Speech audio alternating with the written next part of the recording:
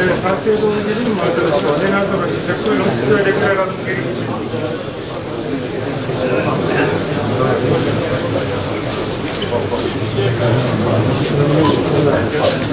Toplantıya gelelim mi? Çok yakın. Elinize dikkat edin. Partiye gelin mi? Ruhu için Allah rızası için. El Fatiha.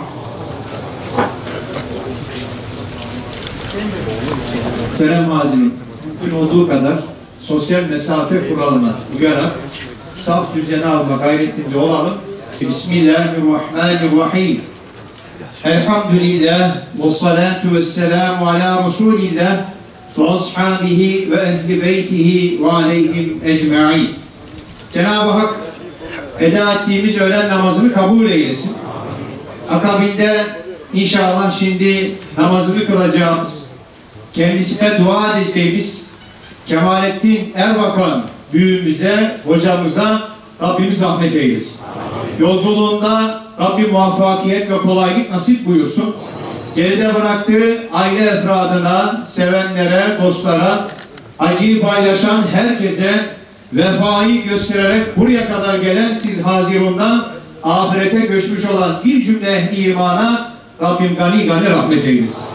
Muhteremler, 92 yıllık yaklaşık bir asırlık bir çınarı, naif bir insanı, beyefendi bir ağabeyi, kıymetli bir üstadı, ihlasına, samimiyetine, gayretine, şuuruna, nezaketine şahitlikte bulunacağımız bir mümini, bir Müslümanı Allah'ın huzuruna uğurluyoruz.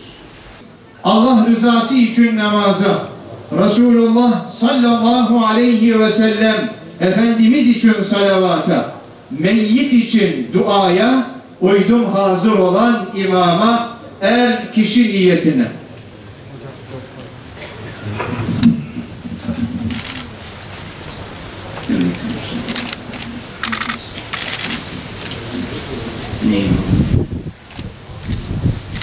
Allahu Ekber.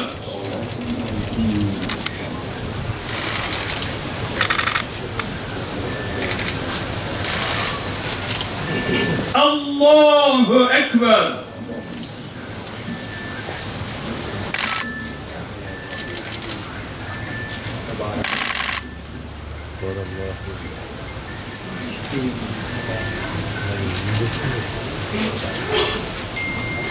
Allahu Ekber.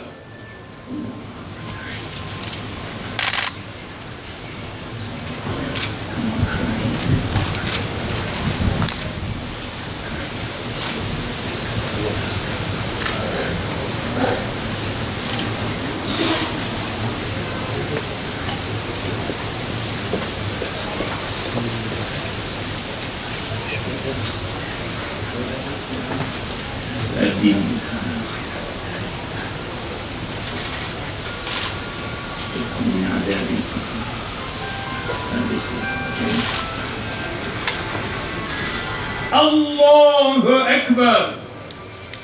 Esselamu Aleyküm ve Rahmetullah.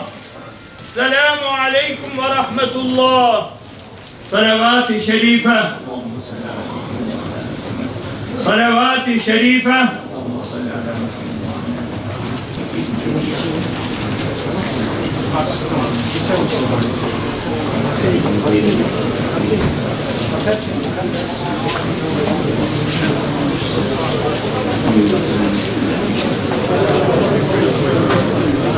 Merkez Efendi Aile Kabristanı'nda inşallah geçiyoruz. Buyurun. Acele etmeyelim. Birbirimizden biraz daha mesafeli durmaya çalışalım. Buyurun. Bu taraftan.